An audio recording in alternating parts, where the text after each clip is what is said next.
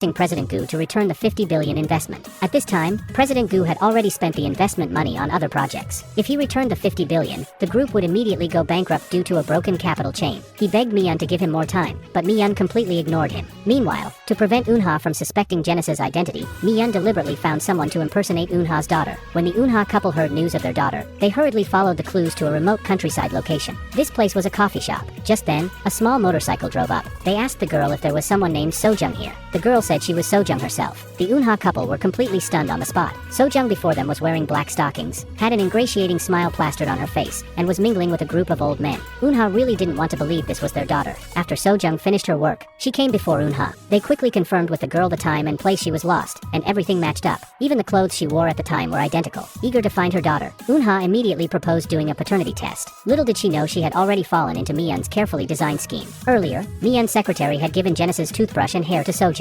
When they arrived at the testing center, Sojung immediately began an exaggerated performance, acting heartbroken over the hair about to leave her. Eunha could hardly watch. She pulled her husband to turn their backs on Sojung, expressing disgust. This gave Sojung the perfect opportunity. While they weren't paying attention, Sojung switched the DNA samples. Eunha didn't suspect anything and took the samples for testing. Now it was just a matter of waiting for the results. Eunha wanted to send Sojung home, but Sojung, wanting to find out how much money these new parents had, immediately proposed wanting to live at their house. Eunha couldn't refuse and could only take Sojung home. Sojung was thrilled looking at the palace-like room. The image of a complete gold digger emerged naturally. Seeing this, Eunha felt extremely uncomfortable. When the results came out, Eunha was incredibly nervous. Seeing the matching results, the Eunha couple cried tears of joy. The three hugged tightly and wept aloud. In the following days, Sojung became the Eunha couple's daughter and lived at their house. Sayare looked at this suddenly appearing sister and was absolutely livid. On the other side, President Gu had kept a mistress outside who had a son. Now the child's mother was going abroad to get married and dumped the child on him to take care of. President Gu was extremely worried about this because before marrying into the wealthy family,